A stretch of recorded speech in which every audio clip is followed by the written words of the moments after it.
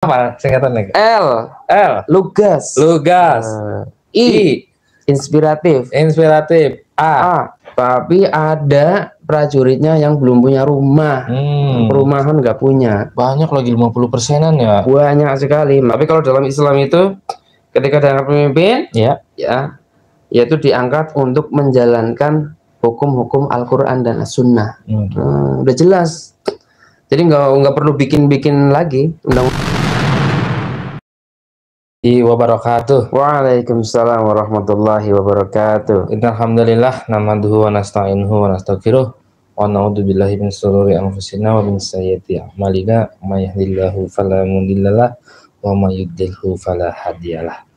Alhamdulillah, pada kesempatan ini kembali bersama kami dalam acara terbaru ya. Ini temanya masih tentang kita mereaksi debat capres yang ketiga kemarin ya, yang cukup ramai sekali diperbincangkan di banyak media sosial. Nah, dalam kesempatan ini kami dari Pilar, apa itu Pilar, Kang?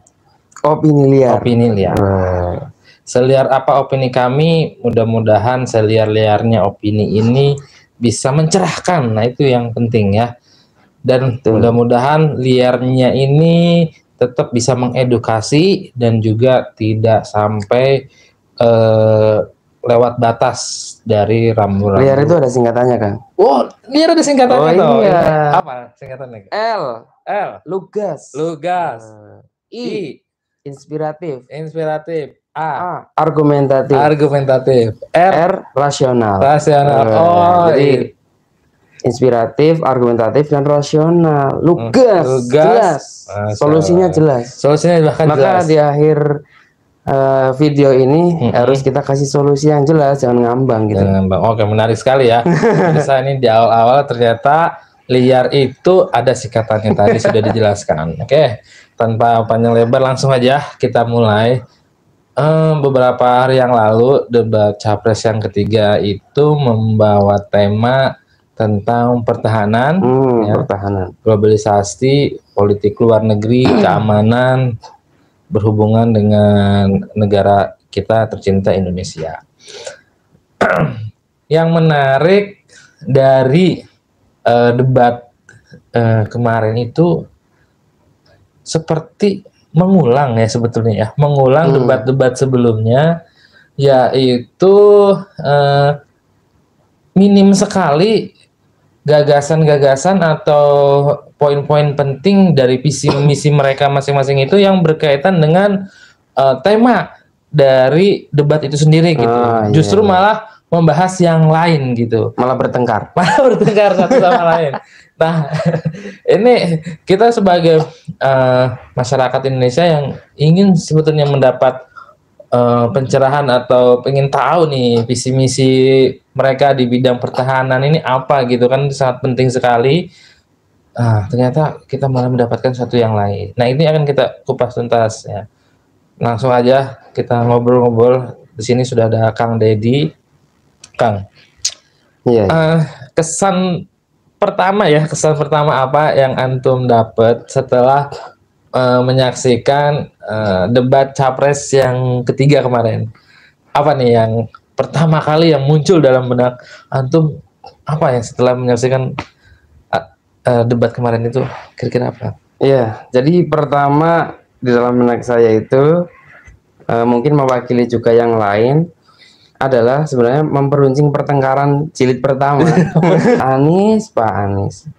Jadi memang diakui atau tidak ya, perdebatan kemarin itu adalah sebenarnya pertengkaran antara dua calon ya. Dua calon nih, kan ada tiga di situ. Yang ketiga ini cuman sebagai pemantik aja, pemanas. Jadi media-media pun yang menyoroti cuman mereka berdua. Jadi pertengkaran antara paslon nomor 1 dan 2. Jadi pertengkaran ini bahkan yang di blow up tentang ini kan kesalahan data yang disebutkan sama pasangan capres nomor 1. Ya. Dikonfirmasi lagi bahwa katanya datanya salah. Kan paslon nomor 1 menyebutkan pasangan capres nomor 2 memiliki menguasai tanah 340.000 hektar. Ya. Ya, dan ternyata konfirmasi itu salah. Kurang. Oh, kurang, Iya. lebih banyak lagi. Setelah selesai debat,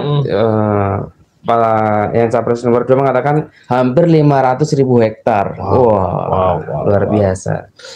Ya, jadi kekayaan memang kalau dari data yang dilaporkan dari presiden, kekayaan presiden capres nomor 2 itu paling gede. Oh, jauh ya. Ya, yang dilaporkan itu dengan capres yang lain. Capres nomor 2 itu 2,04 triliun.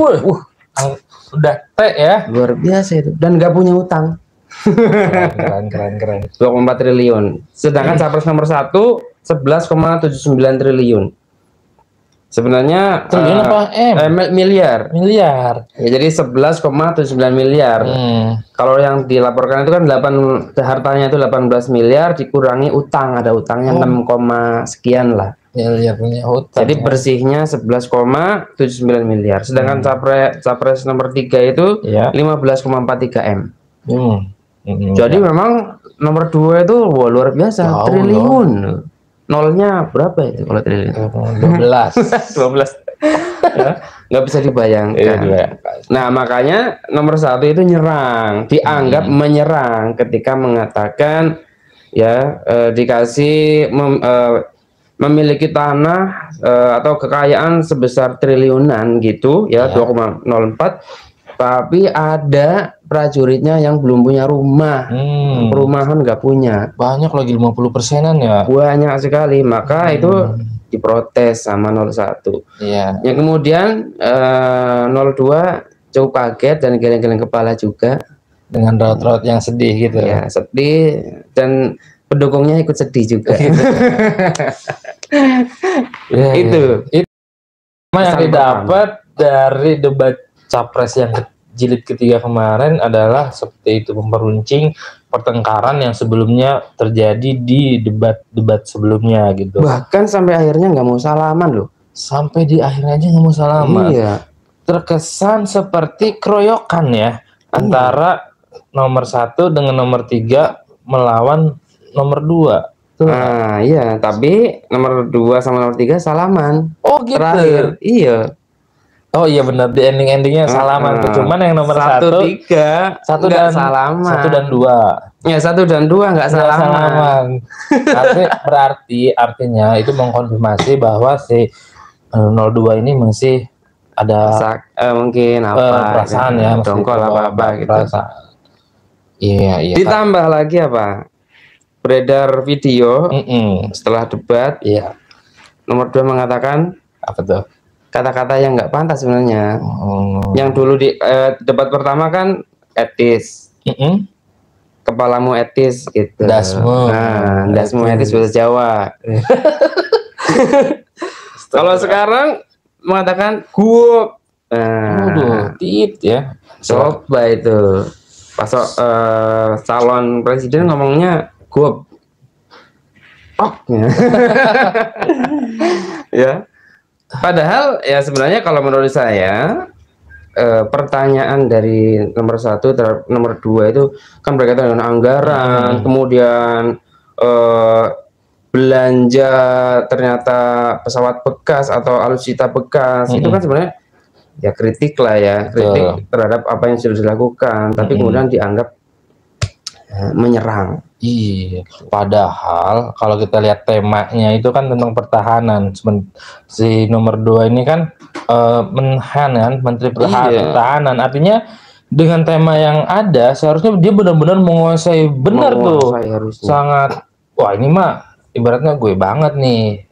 Kecil lah membahas tema ini, menguasai banget di bidangnya, backgroundnya juga seorang militer kan, menjadi Menteri Pertahanan. Tentu data-data udah siap dong.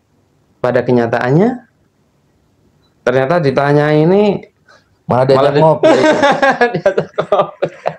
Ngopi bareng saya nanti dijelaskan. Loh, kan beda masyarakat lagi. Pengen langsung menyaksikan di debat itu gitu kan. Artinya di sini nomor 2 ini tidak menguasai materi justru ya. Justru iya, nomor 1 sama nomor 3 itu justru menguasai data. Dan memegang datanya bener gitu. Meskipun dikonfirmasi lagi sama 02. Tapi secara persiapan 0103 itu persiapannya matang ya. 02 terkesan apa adanya gitu, nggak ada persiapan, sehingga ketika diserang ya dari sisi data nggak siap. Akhirnya diajak ngopi ya, kemudian playing victim. Apa tuh?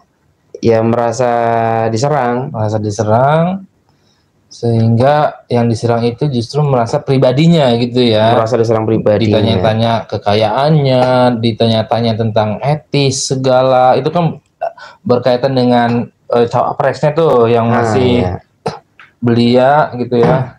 Kok dengan kemudahan akses bisa jadi cawapres cepet lah, jalur cepet. Itu masih disinggung-singgung juga ya sama 01 gitu. Itu kan ibaratnya dia mengulang pertanyaan yang sama di debat yang pertama pun mengungkit tentang etis itu. Akhirnya mungkin si 02 ini, Anda ini tidak pantas ya kan bicara etika gitu. Ini loh kok malah jadi saling senang 1 dan 2 gitu. Dan pertanyaan dari 01 juga sebenarnya perlu kita kritisi, Kang. Yang apa itu? Yang tentang etis itu. Karena apa? Tidak berhubungan dengan tema, ya kan? Tidak berhubungan dengan tema pembahasan di debat itu, sehingga kita pun sebagai penonton, loh, ini gagasan 01 apa nih tentang pertahanan, tentang global, tentang politik luar negeri. Justru dengan retorika-retorikanya dia gitu ya, dia memang jago di debat, menguasai gitu ya, karena dunianya lah ya berkata-kata, sehingga justru malah mencari-cari celah kesalahan dari pasangan lain atau capres lain yang ingin dia serang di situ. Tapi sebenarnya ada blunder 01 lagi. Apa kedua kalau menurut saya? Apa nih? Bertanya tentang nilai. Iya, dari nilai selama kinerja selama menjadi menteri. Iya kan? Itu nanya ke paslon nomor 3 sih. Itu sih ya, menurut saya itu seperti sudah ada briefing sebelumnya gitu loh, Kang. Antara si 1 dan si 3 ini kesannya olah-olah. Nanti kita kasih pertanyaan ini yuk gitu. Tapi justru itu yang membuat debat ini nggak nyambung sebenarnya. Jadi nilai terhadap penilaian kinerja seseorang yang ditanyakan sama 01 kepada 03 02. Itu 03 iya, tidak ada dasarnya. Misalkan 03 menjawab 5 dari 10, dasarnya apa? Nggak ada, cuman penilaian opini doang, opini pribadi secara itu, nggak ada data. Ya, nomor 1 mengatakan 11 dari 100. Ya Allah, coba gimana nggak merasa tersinggung ya? 11 dari 100 coba, ibaratnya 1 dari 10. Masih ya jauh, itu kan 1 dari 10 kalau dari segi selisih kan 9 ya kan. Kalau 11 dari 100 89. Dan rautnya juga seperti raut mengejek. Nah, itu yang membuat debat itu sebenarnya menjadi menurun kualitasnya menurut saya, karena menggunakan opini pribadi, tidak ada datanya. Ya, sebelumnya sih bagus sih menurut saya, ada data angka sekian-sekian, tapi ketika pertanyaan itu ya mungkin sama-sama nggak etisnya. 01 jadi nggak etis, 02 juga udah nggak etis, 03 kepancing jadi nggak etis juga. Ini opini lo ya, liar nggak? Logas banget kita.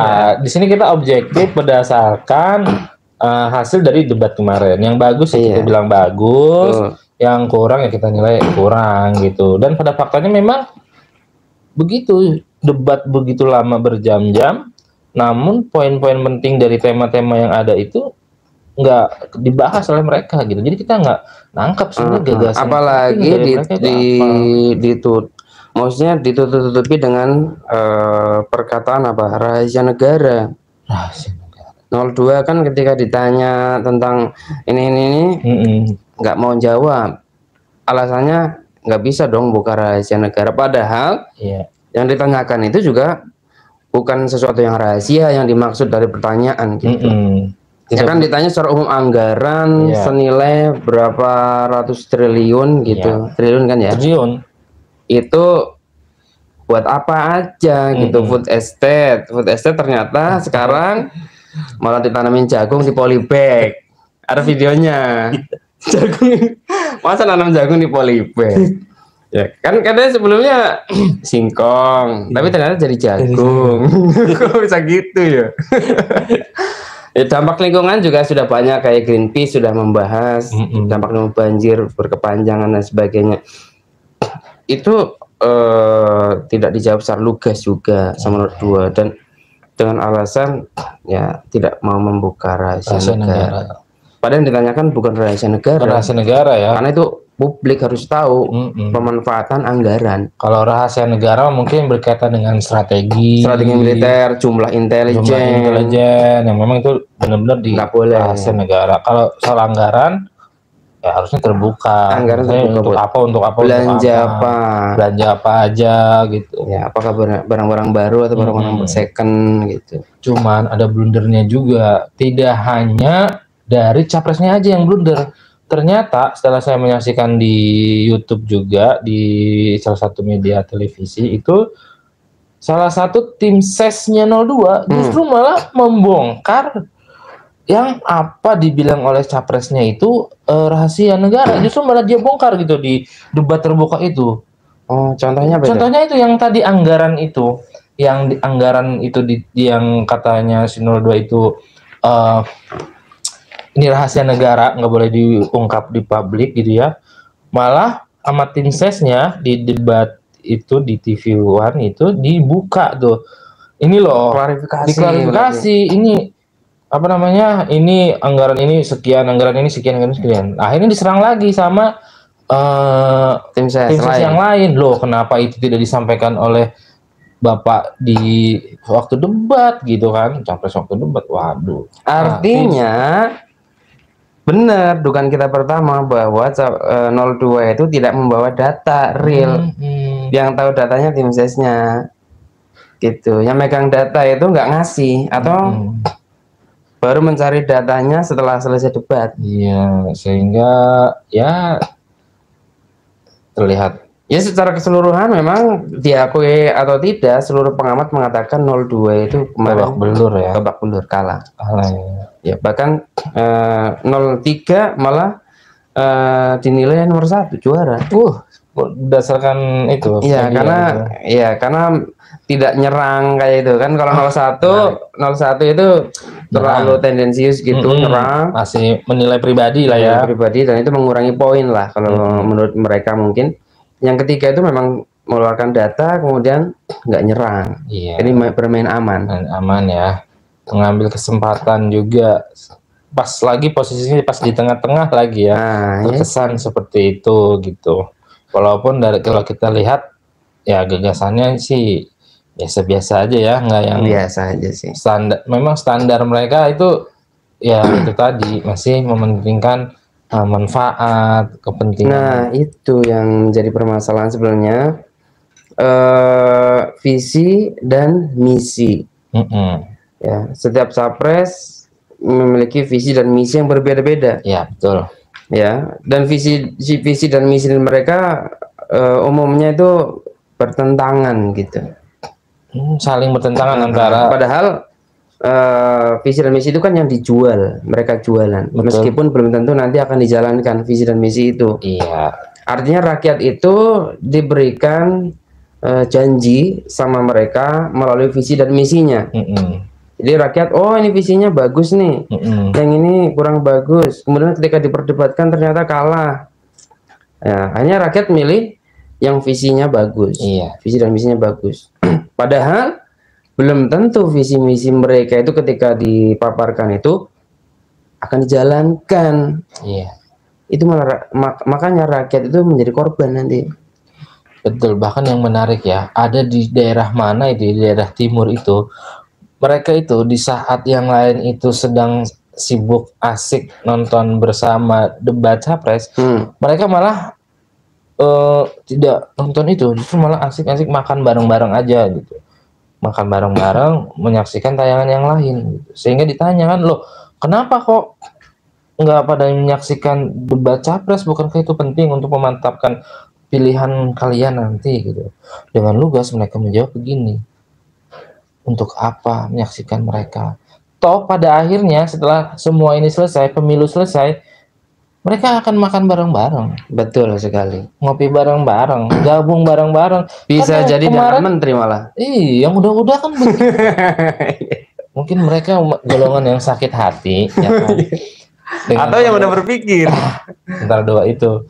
Sehingga dengan sakit hati itu kemudian berpikir, wah ntar udah bisa meramal, melihat, akal membayangkan, memprediksi nanti setelah pemilu selesai mereka akan seperti apa. Sehingga nggak mau tuh mereka malah nonton debat capres itu, malah udah kayak utopis. Endingnya udah ketahuan.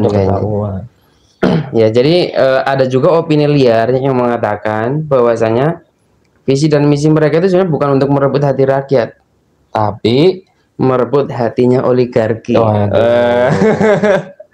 Karena oligarki itulah yang menentukan akan jadi nomor 1 di Indonesia atau enggak. Oligarki yang menentukan negara ini sebenarnya. Iya. Karena mungkin negara kita kalau penonton kita nggak terlalu paham oligarki, gampangnya apa sih oligarki itu biar penonton tuh paham gitu. Mungkin ini istilah yang mungkin nggak terlalu mungkin umum, mungkin untuk kalangan menengah ke bawah, mungkin apa sih oligarki? Oligarki itu, jadi oligarki itu adalah pemodal yang ada di belakang para calon ini. Jadi orang yang menentukannya kan, misalkan paslon 1 hartanya cuma 11 miliar. Nggak cukup lah untuk, mana cukup untuk jadi nasional. RI 1 11 miliar. Modal kampanye bikin baliho aja berapa? Satu Jakarta aja DKI butuh berapa miliar untuk bikin baliho di seluruh, apalagi seluruh Indonesia. Maka membutuhkan modal. Siapa yang ngasih modal? Ya ini oligarki ini, berarti oligarki ini yang punya uang banyak. Yang punya uang banyak kan? Bisa jadi ya, si oligarki ini untuk mengamankan posisinya bermain di dua kaki. Karena dia uangnya nggak berseri. Mantap ya. Iya. Ya uangnya itu banyak sekali.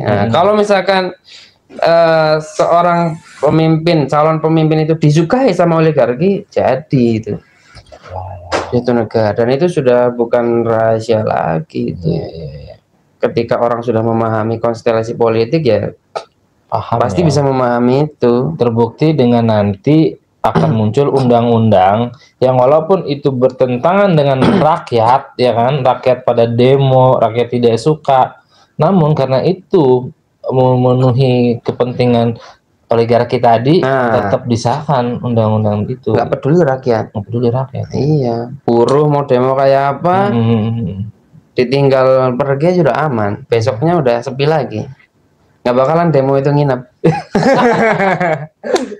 Jadi udah tahu otak-otak pemimpin yang terutama yang sekarang udah dicontohin ya kan, ketika di demo pergi kemana itu juga faktanya nggak dilengserkan gitu. Aman-aman saja. Iya, benar. Artinya memang visi dan misi yang disebutkan sama mereka ya bisa jadi ini kan opini liar nih. Iya nih. Ya, untuk memenuhi ya atau menarik perhatian oligarki. Kita kira-kira oligarki suka nggak dengan visi ini? Nah, gitu. Rakyat gimana? Biarin aja. Maka rakyat harus cerdas juga. Iya, benar. Rakyat itu. Iya.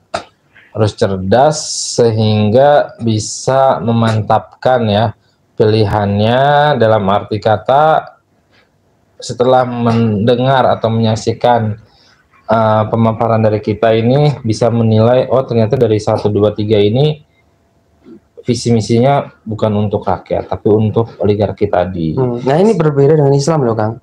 Oh berbeda dengan Islam? Islam bagaimana tuh? Kalau Islam itu ya visi dan misinya itu harus sama. Jadi ketika diangkat jadi pemimpin itu dia nggak bikin visi sendiri gitu, nggak bikin oh saya mau akan begini ini, saya akan begini, saya akan buat ini, enggak. Nah tapi kalau dalam Islam itu ketika diangkat pemimpin, ya, yaitu diangkat untuk menjalankan hukum-hukum Al-Quran dan As-Sunnah. Udah jelas. Jadi nggak perlu bikin lagi undang-undang kayak gitu. Karena dalam Islam itu jelas. Seorang pemimpin dalam Islam dipilih untuk menjalankan syariat Islam. Udah. Nggak perlu bikin visi dan misi segala. Kalau dia sudah memenuhi syarat, ya misalkan laki-laki, balik, berakal, kemudian mampu, merdeka, ya dan sebagainya, maka dia bisa menjadi pemimpin dalam Islam. Nggak perlu ada visi misinya apa nih. Visi misinya jelas, menjalankan Al-Quran itu. Menjalankan Al-Quran ya. Iya, itu dalam Islam. Dalam Islam ya. Kalau sekarang kan karena bukan Islam. Jadi harus bikin visi dan misi. Iya. Untuk menarik. Beda-beda. Bahkan sering aneh-aneh lah ya. Misi-misinya itu ada yang makan siang gratis. Susu, minum asam sulfat. Atau bikin apa coba? Bikin kota Jakarta 40 kota. Itu ada juga yang impossible sekali. Lebih impossible lagi, yang super impossible. STNK sekali seumur hidup, nggak bayar pajak. Itu kalau di negara demokrasi impossible. Nggak bayar pajak. SIM seumur hidup.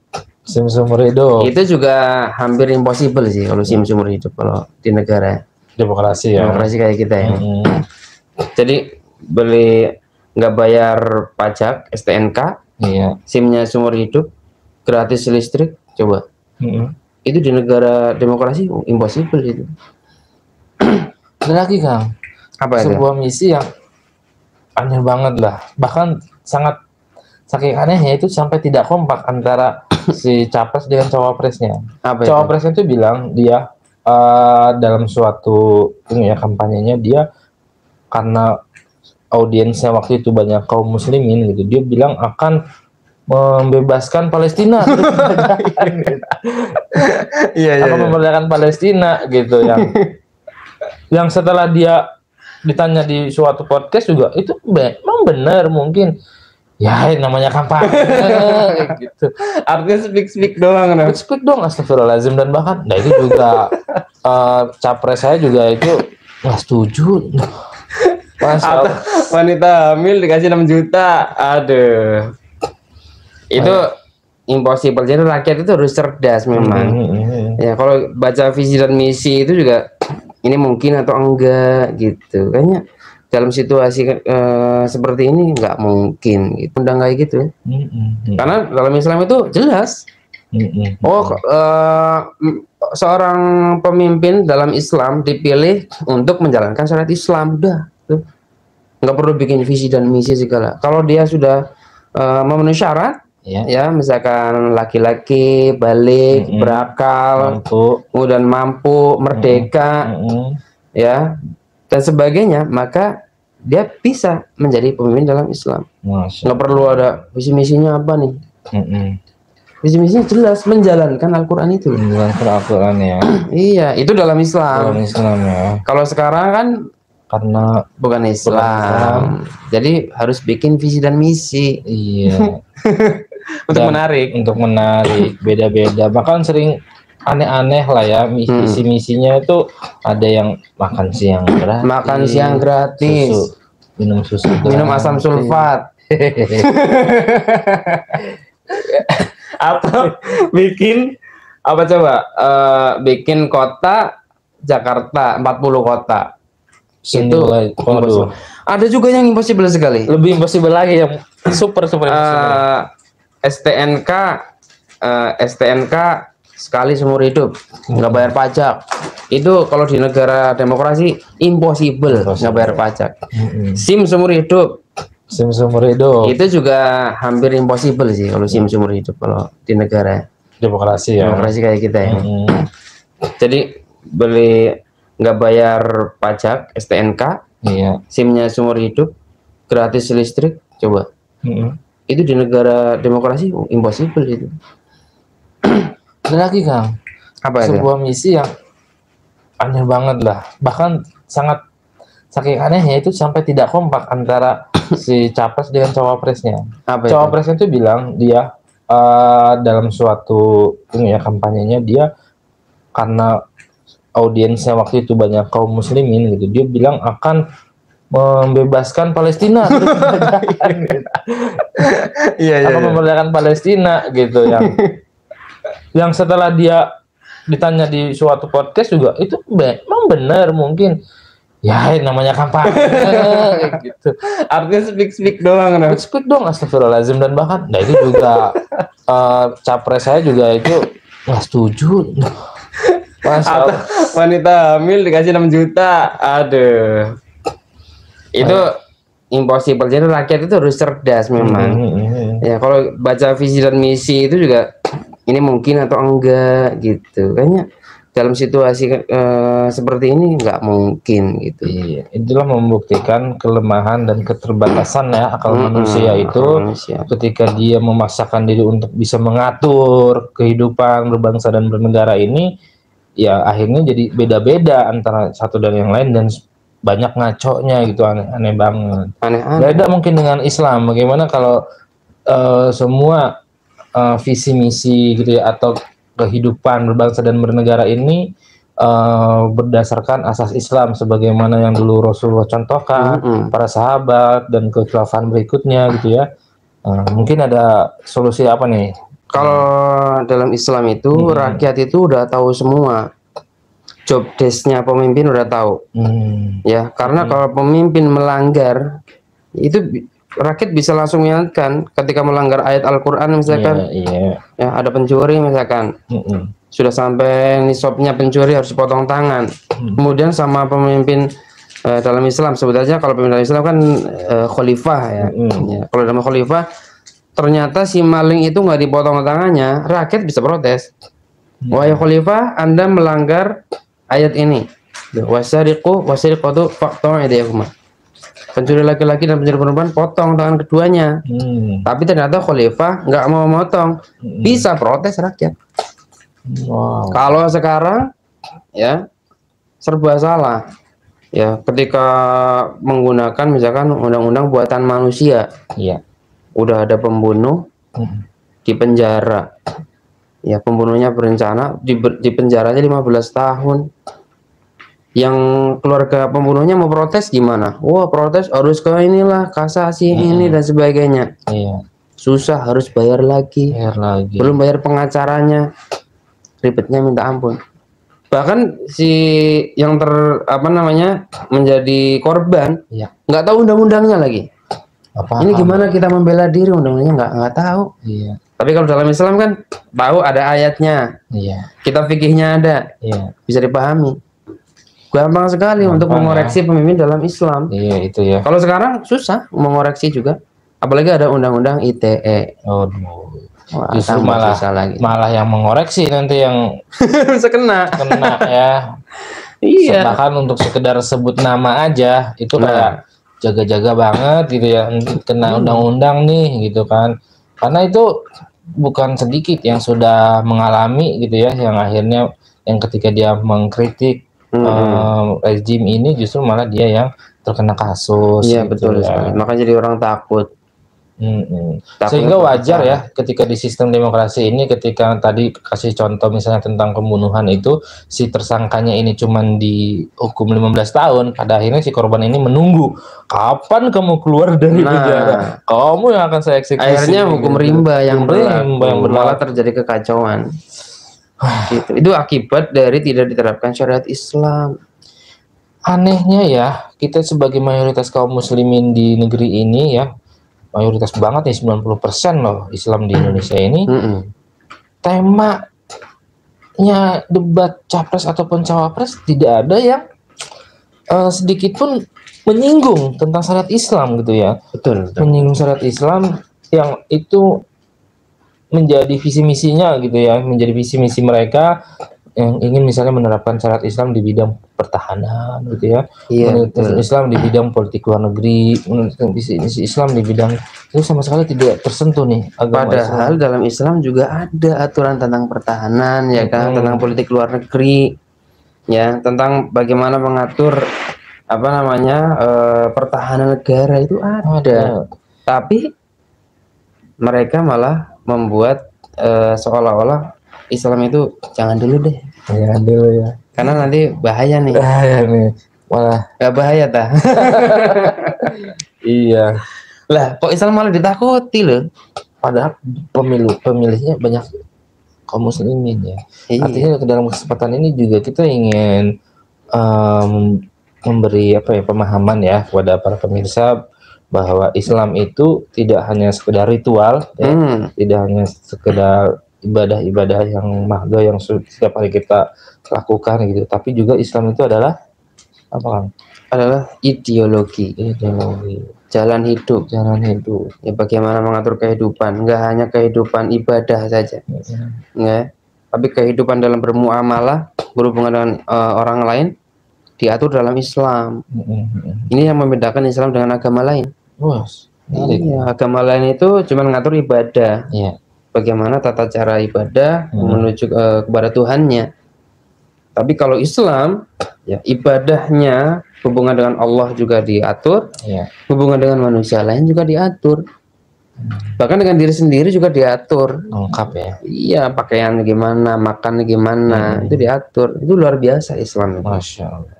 Apa nggak tertarik ya Indonesia dengan syariat Islam coba? Ya kita kan usul ya, usul kan, monggo dipikirkan, dan mungkin di lain kesempatan tema ini bisa lebih kita dalam lagi berkaitan dengan Islam agar teman-teman yang menyaksikan juga dapat pemahaman yang lebih utuh sehingga paham benar nih tentang bagaimana Islam mengatur tadi diri sendiri, kemudian sesamanya manusia, dan juga hubungan dia dengan Allah Subhanahu wa Ta'ala. Ini termasuk mengatur bagaimana tata cara memimpin negara. Lengkap sekali. Islam itu luar biasa.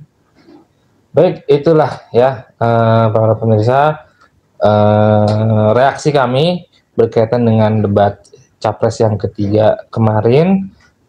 Pada intinya apa Kang? Inti dari hasil dari debat Capres kemarin, kesimpulannya apa pada malam hari ini? Kalau menurut saya dari ketiga paslon itu masih belum bisa menarik perhatian umat Islam, karena dari visi dan misinya atau dari konten debatnya tidak ada menyinggung sama sekali tentang Islam. Ya, mau diapakan umat Islam ini ke depannya? Ya, apakah tadi kalau menyinggung pembela Palestina, gimana cara membela Palestinanya? Membebaskan Palestina, apa umat Islam dikirim ke sana? Atau gimana? Itu kan enggak disebutkan, cuma secara global aja. Mendukung kemerdekaan Palestina. Kalau sekarang ciri-ciri negara merdeka itu apa? Harus diakui sama PBB. Padahal PBB sendiri mengakui Israel. Gimana mau merdeka? Nggak bakal merdeka kalau masih seperti itu caranya. Maka sebenarnya dalam masalah ini, perdebatan kemarin itu tiga calon itu sebenarnya belum sama sekali menyinggung permasalahan umat Islam. Benar-benar. Jadi umat Islam jangan antusias dulu nih, karena kepentingan kita, kepentingan Islam belum disebut-sebut sama mereka bertiga itu. Sama sekali belum ya. Belum, mereka cuma mementingkan kepentingan mereka lah, tentang dunia aja. Ya.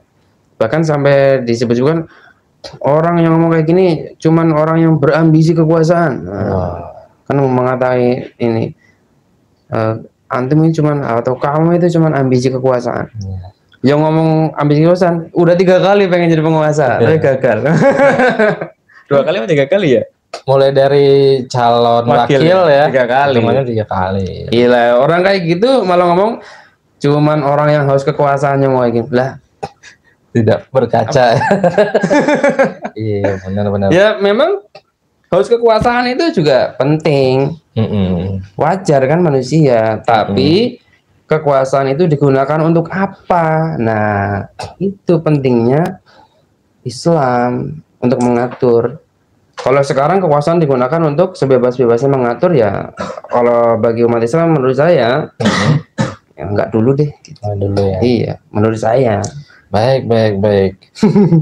Tenang aja, masih ada debat berikutnya nanti. Berapa kali lagi ya? Kurang tahu juga. 2 kali lagi. 2 kali lagi ya, sampai 6 ya. 5 kali. Berarti masih ada nanti yang presidennya 3 kali, wakilnya 2 kali. 2 kali. Nah. Oke. Nanti kita reaksi lagi seperti apa debatnya dan seperti apa opini kami. Mudah-mudahan para pemirsa tidak bosan dan kami pun bisa memberikan pencerahan ya untuk terutama untuk diri kami dan juga untuk para pemirsa dimanapun berada.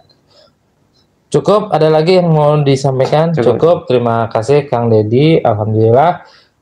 Sekian dari kami opini liar pada kesempatan ini. Semoga memberikan manfaat pada teman-teman semua. Wassalamualaikum warahmatullahi wabarakatuh. Waalaikumsalam.